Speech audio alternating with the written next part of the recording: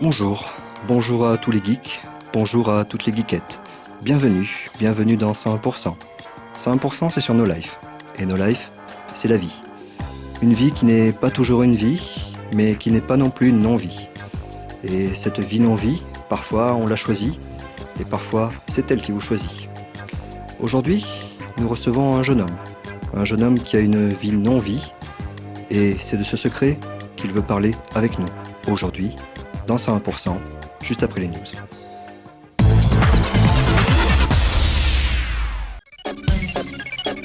Il y a quelques années, les virus avaient souvent pour but d'endommager ou de détruire les données présentes sur les ordinateurs personnels. Cependant, depuis l'arrivée d'Internet, les créateurs de virus ont compris qu'il était devenu plus lucratif de prendre le contrôle des ordinateurs des gens plutôt que de semer le chaos. Ainsi, de nos jours, quand un utilisateur un peu naïf ouvre la pièce jointe d'un email suspect et qu'il se fait infecter, il ne remarque pas de différence flagrante. Mais dans son dos, son ordinateur se met à disposition de personnes très mal intentionnées pour rejoindre un botnet. On dit alors qu'il est devenu un ordinateur zombie. Il est courant que ceux qui contrôlent l'affaire soumettent à leurs ordres des dizaines, voire des centaines de milliers de machines qui leur serviront principalement à attaquer des sites web et à envoyer du spam. La société de sécurité informatique SecureWorks nous informe que 2008 a été une très bonne année dans la lutte contre les botnets. C'est un soulagement. La démocratisation de l'outil anti-spyware de Microsoft a beaucoup aidé, ainsi que la fermeture de l'hébergeur douteux McColo, longtemps soupçonné d'être un pivot dans l'acheminement du spam à travers le monde. Les botnets répondant aux doux noms de Srisby, Bobax Kraken et Rustock ont été fortement endommagés, et le fameux botnet Storm est maintenant moribond. Mais l'année 2009 prépare déjà ses nouveaux crus, avec de nouvelles techniques encore plus perfectionnées pour échapper à toute détection. Les petits nouveaux seront peut-être Xarvester ou WhaleDAC. La lutte contre le spam est loin d'être terminée. En attendant, n'oubliez pas de lancer quelques scans anti-spyware sur vos ordinateurs, vous serez peut-être surpris.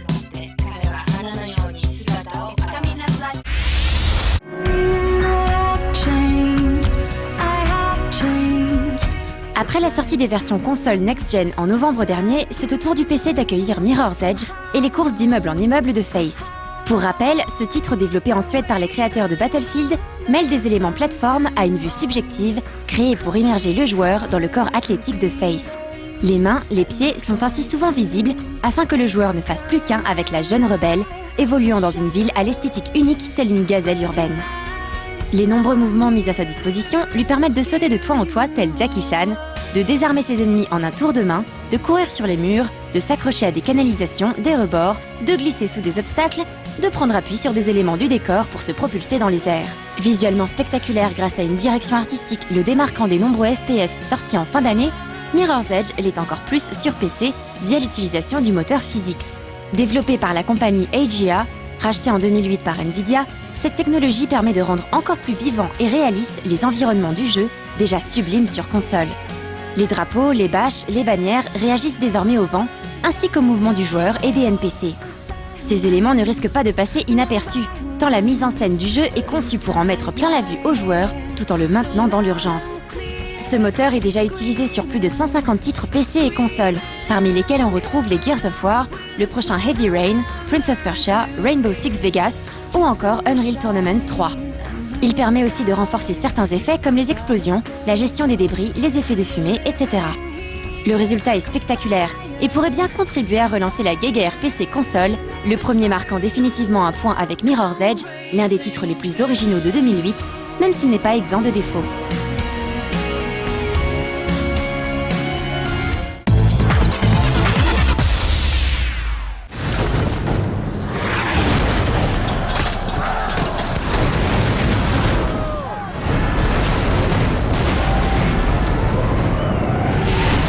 La série Total War continue de traverser les époques. Après le Japon féodal, l'Europe médiévale et la Rome antique, c'est cette fois-ci au XVIIIe siècle que l'action se situe. On aura ainsi le droit à la guerre d'indépendance américaine par exemple. En ce qui concerne le gameplay, le jeu introduit comme grosse nouveauté les batailles navales, jouables en temps réel, impliquant jusqu'à 20 bateaux. On pourra donc diriger un bâtiment seul ou une flotte entière. Évidemment, ces phases navales demanderont aux joueurs de prêter attention à de nombreux paramètres, que ce soit le vent, le type de munitions, les déplacements des navires et tout un tas d'autres détails. Cet épisode propose aussi plusieurs nouveautés, comme des systèmes d'échange, de diplomatie et d'espionnage repensés, ou encore une interface revue et corrigée. Les graphismes bénéficient aussi d'améliorations notables. On soulignera par exemple la présence d'une météo dynamique, de décors encore plus fouillés, mais surtout un affichage toujours plus important d'unités à l'écran. Empire Total War est pour le moment prévu pour le mois de mars prochain. These game modes will also be available in the brand new naval battles. Earn Steam achievements. Compete in ranked matches. Forge a persistent online career and make your character a name to be feared.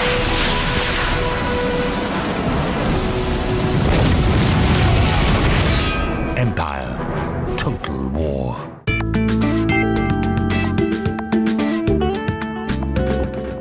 Un jeune homme avec un secret. Il est là pour nous en parler. Accueillez-le chaleureusement. Bonjour Frédéric. Bonjour. Frédéric, vous êtes là avec nous aujourd'hui pour vous libérer d'un poids. Un fardeau qui vous écrase. Un fardeau qui vous oppresse. Un fardeau qui vous prive de votre joie de vivre. Oui, effectivement, j'occupe un poste dans la fonction publique, un poste assez important, vous voyez. Et puis un jour, l'engrenage, tout a basculé. Cet engrenage dont vous parlez, Frédéric, ce fatidique engrenage, il porte un nom. Ce nom, vous le connaissez. Ce nom, vous allez nous le révéler. Eh bien, c'est Secret of Mana. Secret of Mana, les geeks et les geekettes. Accueillez-le chaleureusement.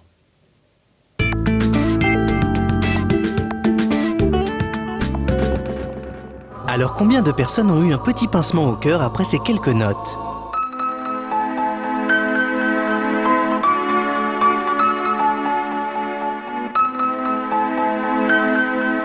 Et combien se souviennent encore d'une image dans un magazine ou un catalogue de Noël 94 ?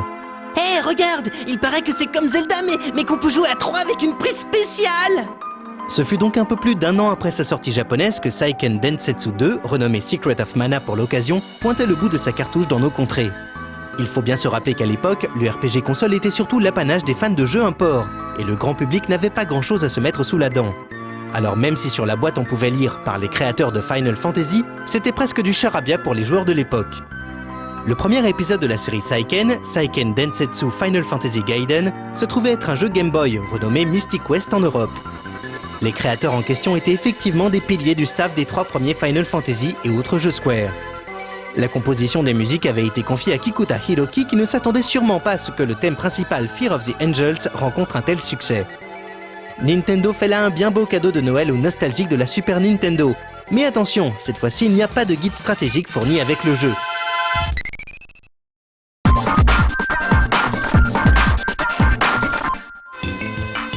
Le héros, un jeune garçon qui ne porte pas de nom dans la version française, tombe par accident du haut d'une cascade alors qu'il jouait avec ses amis. Alors qu'il reprend ses esprits et essaye de se frayer un chemin à travers les hautes herbes, une voix mystérieuse l'invite à se servir d'une épée fichée dans un socle de pierre qui se trouve à proximité. Sans le savoir, le jeune garçon s'empare de la légendaire épée Mana et relâche les forces du mal sur la terre entière.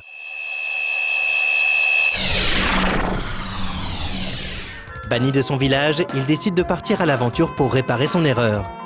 Au cours de son périple, il est rejoint par une fille et un elfe qui ne seront pas de trop pour combattre l'Empire qui cherche à contrôler le monde en utilisant le pouvoir de l'arbre Mana. S'ensuivent tout au long de leurs aventures d'épiques explorations de donjons, de rencontres avec un dragon, de continents engloutis. Pour la petite anecdote, le traducteur de la version américaine avait révélé qu'une bonne partie du scénario était passée à la trappe lors de sa localisation, car il fallait que les textes s'adaptent à la taille des fenêtres de dialogue. En effet, les idéogrammes permettent d'écrire un mot avec très peu de caractères, alors qu'avec l'alphabet latin, chaque lettre occupe une case, ce qui demande beaucoup plus de place. Ce problème est toujours d'actualité, la version console virtuelle n'ayant pas fait l'objet d'une nouvelle traduction.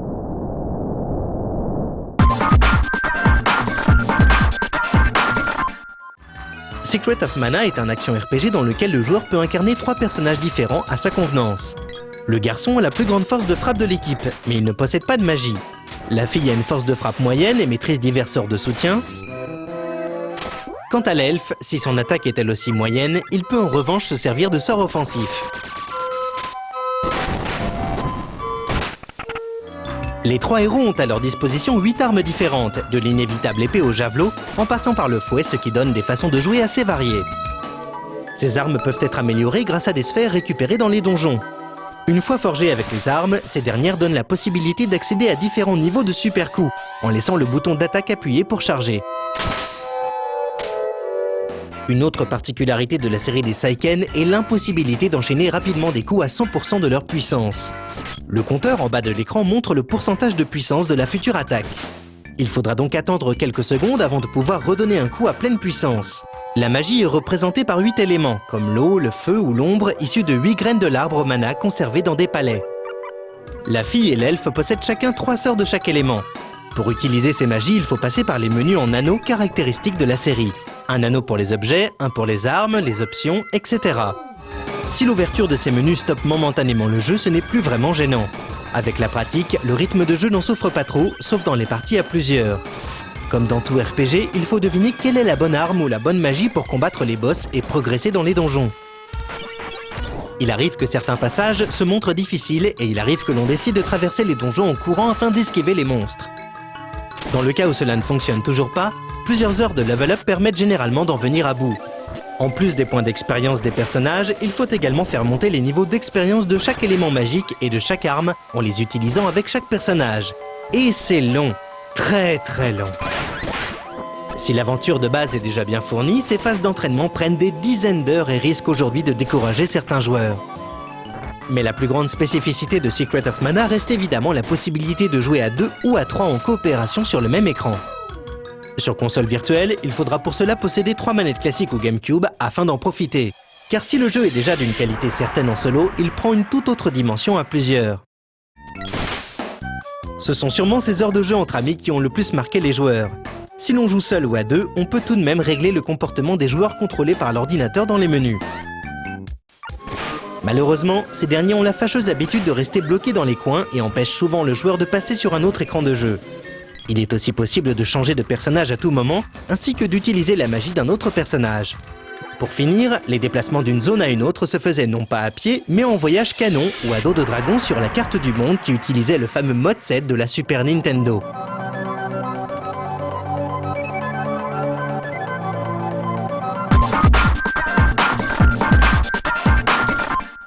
On ne peut qu'apprécier cette sortie sur la console virtuelle, surtout quand on connaît les prix exorbitants que peut atteindre la cartouche aujourd'hui. Même si l'épisode suivant Saiken Densetsu 3 est beaucoup plus poussé au niveau du gameplay et du scénario, il n'a jamais vu le jour hors du Japon. C'est donc Secret of Mana qui reste l'épisode de la série qui a le plus marqué les souvenirs des joueurs en Occident. On espère désormais que la console virtuelle puisse accueillir d'autres RPG de l'époque 16 bits, tels que Terranigma ou Illusion of Gaia. Et qui sait, peut-être certains jeux jusqu'alors inédits en France, comme ce fut le cas avec Super Mario RPG dernièrement.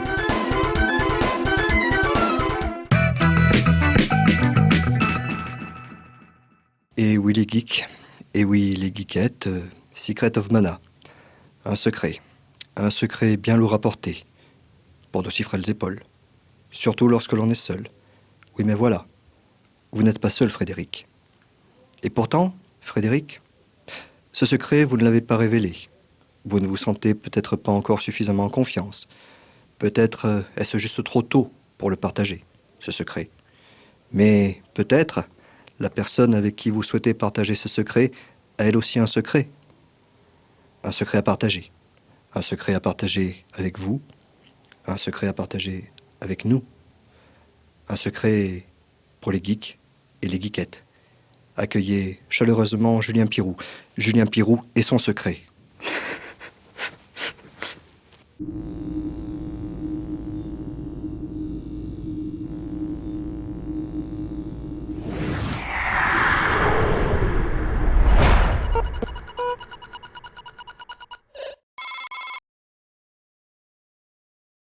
C'est quoi? Quoi? C'est quoi? Quoi? Ah bah dans Matrix, tu te rappelles Matrix? Ouais. Tu sais quand ça fait... C'est comment ça s'appelle? Le bullet time. Ouais. Ah bah ça a été inventé pour Matrix. Excellent, mais ils sont trop forts, les frères Wachowski, oui. ils sont trop forts. Ouais. Ouais, Wachowski? Wachowski? L'effet, surnommé Bullet Time, consiste en un ralentissement extrême de l'action qui permet de voir le déplacement d'objets normalement trop rapides pour être vus à l'œil nu, et notamment des balles, d'où le nom. L'action étant ralentie mais pas les déplacements de la caméra, ce qui implique bien évidemment l'aide d'effets spéciaux, puisque sinon ce serait physiquement impossible. Il est donc temps de corriger une boulette. puisque le premier film à avoir utilisé la technique n'est pas, comme on a tendance à le croire, The Matrix en 1999, et ce n'est pas non plus le film Blade en 1998. Non, le vrai précurseur est The Stendhal Syndrome, un film de Dario Argento datant de 1996. Mais bien évidemment, c'est The Matrix qui a popularisé la technique. L'idée du bullet time dans Matrix est venue d'un dessin animé japonais des années 60, à savoir Mac Go Go Go, plus connu sous son nom occidental, à savoir Speed Racer. En effet, dans le générique de début de Speed Racer, on peut voir Speed sauter de sa voiture. Le temps se fige alors, tandis que la caméra effectue une semi-rotation autour de lui. Ce n'est donc pas un hasard que les créateurs de Matrix, les frères Wachowski, soient à l'origine de l'adaptation filmique de Speed Racer. Les antécédents du bullet time peuvent remonter jusqu'au 19e siècle. Le photographe Edward Muybridge avait mis au point un dispositif permettant de photographier un objet sous plusieurs angles avec un timing très précis, permettant d'observer le mouvement d'un homme en train de marcher par exemple, à 360 degrés. Ce n'est ni plus ni moins que la technique utilisée dans The Matrix pour le fameux coup de pied de Trinity. Mais Muybridge est surtout connu pour ses photographies d'un cheval au galop, et les frères Wachowski lui ont rendu un vibrant hommage dans la scène finale de leur film adapté de Speed Racer, comme quoi, à tout seigneur, tout honneur.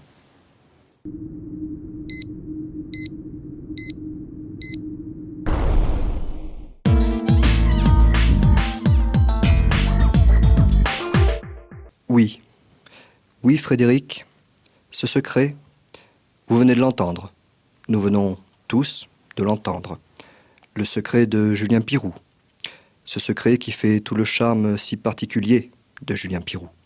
Ce charme si particulier qui vous a fait, qui nous a fait, à nous tous, un jour ou l'autre, tourner la tête, affoler nos sens. Ce charme qui fait bouillonner nos hormones, écumer nos babines. Vous voyez, après tout, il n'y a pas de honte à n'être qu'un être humain. Un humain, avec ses forces. Un humain avec ses faiblesses, ses lâchetés, ses bassesses et sa laideur. Sa laideur, mais aussi sa beauté. La beauté du diable, la beauté du chat. Voilà en quoi peut se résumer la vie. Ou la non-vie.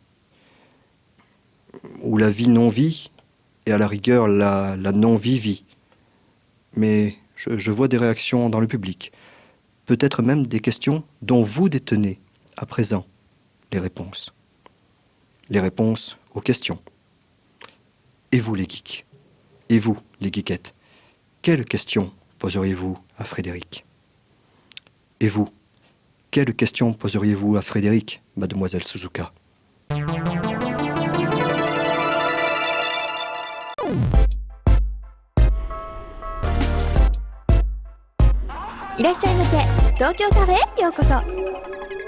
Alors, qu'est-ce que ce sera aujourd'hui? Salut tout le monde, c'est Suzuka です。今日はですね、私日本にいるんですけれども、みんなにちょっと変わった集団、変わった仲間たちを紹介したいと思うので、早速入ってみようと思います。扉の向こうには一体誰がいるんでしょうか？なんと入ってすぐに筐体が置いてありますね。つうことで、ゲーム関係の人たちがいるのかな？さてさて、何やら何やら楽しげにファミコンを遊んでらっしゃる人たちがいますね。こんにちは。こんにちは。紹介しましょう。プロジェクト F の皆さんです。わーい。ちょっと自己紹介してもらおうかな。はい。プロデューサーの小林です。小林さんです。はい。どうもディレクターの犬飼です。ミスタースプラッシュのインタビューでねお世話になった犬飼さんですね。どうもこんにちは。じゃあはい続けて自己紹介お願いします。プログラマーの平井です。よろしくお願いします。よろしくお願いします。どうぞどうぞ自己紹介。グラフィッカーの佐藤です。よろしくお願いします。よろしくお願いします。プロジェクト F って一体何やってる人たちなんですか？ですね、ゲームみんな大体こうプロでゲーム作ってる人たちとかテレビ作ってる人たちがいるんですけど、子供の頃からゲームでずっと遊んできて、で面白いゲーム作ってみようっていうことから始まったサークルで。机の上に置いてあるのは何何ですかこれ？知ってます？フランスのこれ色が違うでしょ。ネスじゃなくてこれがファミコンですよ。日本のネスですね。日本だとファミコンですね。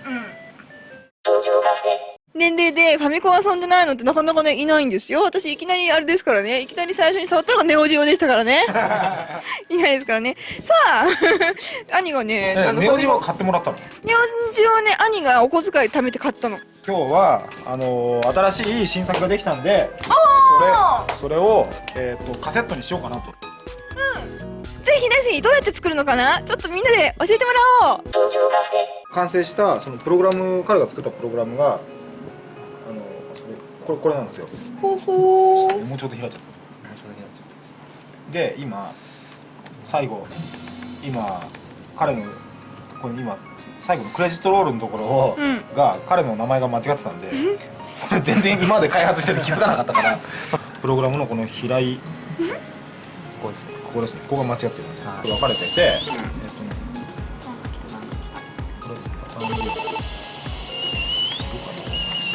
この文字をさっきのプログラムで、こう読ませるっていうプログラムを書いたんです。それで今、直したのを、これでコンパイルって言って、その動くコンパイル聞いたことあります、その単語で。これです。これがエミュレーター上で動かせるで、これがこれを3週間でみんな仕事が終わったりとかした後にこれで仲間集まってインターネット上でデータやり取りしたりして、でももし本当に今が80年代でこれを作ろうと思って本当なんだろう、今のテクノロジーがなかったらどんくらいかかってるものなんですかね。どうだろうね。多分フォトショップないと思ったら絵描くのどれぐらい時間かかるの？とんでもないことになりますよ。だって紙とかで描きますからね。フォトショップなしでどうやって作るんですかね。昔の人方眼紙をね使ってこう、書き込んでた、だからねその作業考えるとどのぐらいになりそう。方眼紙に書くとこから始めますからね。間違えたら消しゴムで消さなきゃいけないんですよ軽く10倍はかかるだろうな。このカセットの中にこうやって基板が入ってるんですよ。こういう感じで。でこれをこうバキッて割るとこれが出てくるんですね。開いた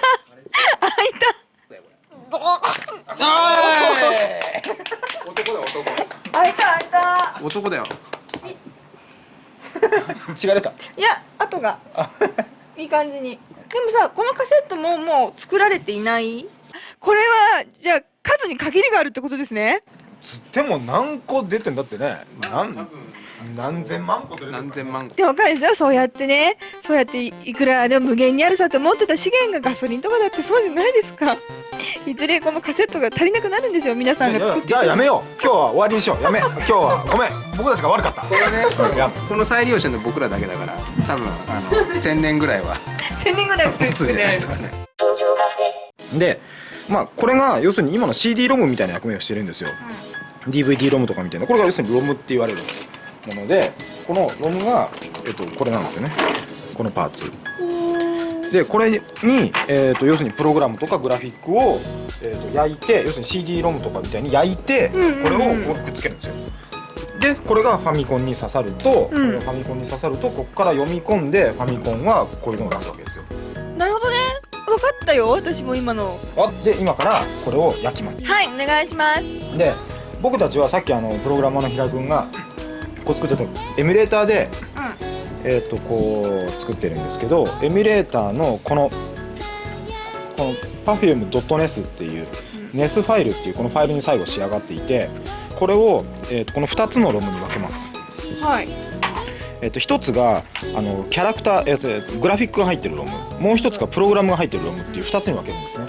それが、もう分かれた状態にあって、Perfume.nes CHR これがキャラクター、でPerfume.nes PRG っていうのがプログラム、で両方とも 32KB にしてあって、この 32KB のロムに焼きます。その焼くとこ今から見せます。はい。はめてパチンってします。これ押せよ。順番にこれ今焼けてるでしょ。要するに CD ロム焼けてるみたいなもんで、こうやってずっとこれ焼けてるんですよ。焼き終わってベリファイしてチェックしてパスでできた。できた、できました、入りました。一つできました。これがキャラクターの方ですね。グラフィックが入ってるね。グラフィックですね残念ながら。今から焼くのがプログラム。次プログラム、同じ作業をプログラムで。結構早くすぐ焼けちゃうんね。でも遅い、でもちっちゃいよ、32KB だから、だって普通の E メールよりちっこいからのにこんな時間かかるからね。できた。できました。プログラムも焼けました。本当は、こう基板があって、最初こうさっき割ったでしょ。割って出てきたやつのこれを外さなきゃいけないんですよ。そうですよね。これでここに当てて、ここ溶かしながら、これでバキュームをってすると、ここが穴に開いてハンダ吸った状態にしてくる。これがね3800円ぐらいで買えるから、これもしフランスで業者の人がないんだったら、業者誰かまず3万もいってないと2万円ちょっと。2万円ぐらい、そう2万ぐらい、2万あればもう作れるよ。いきますよ。どこまでいった？ここまで。開いてる開いてる。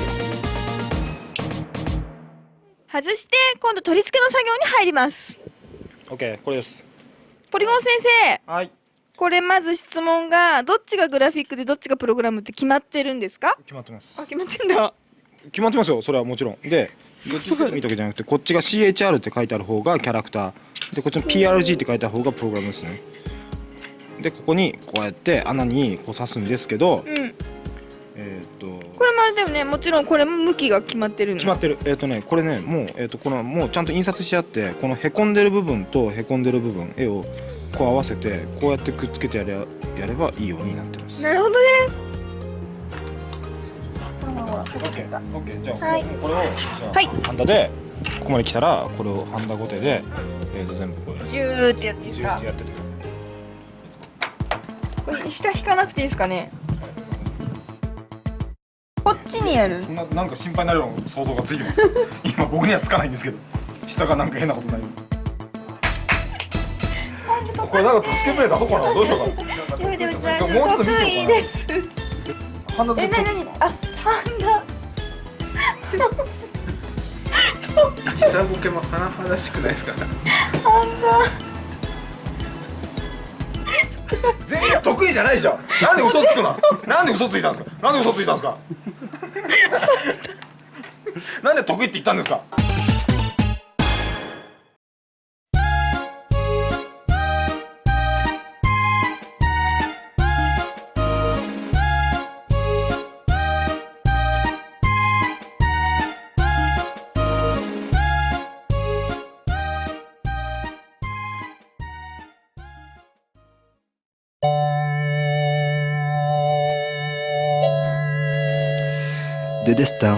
Des destins qui se croisent et se décroisent, des quiproquos, des portes qui claquent, des secrets qui se disent, d'autres secrets qui se taisent.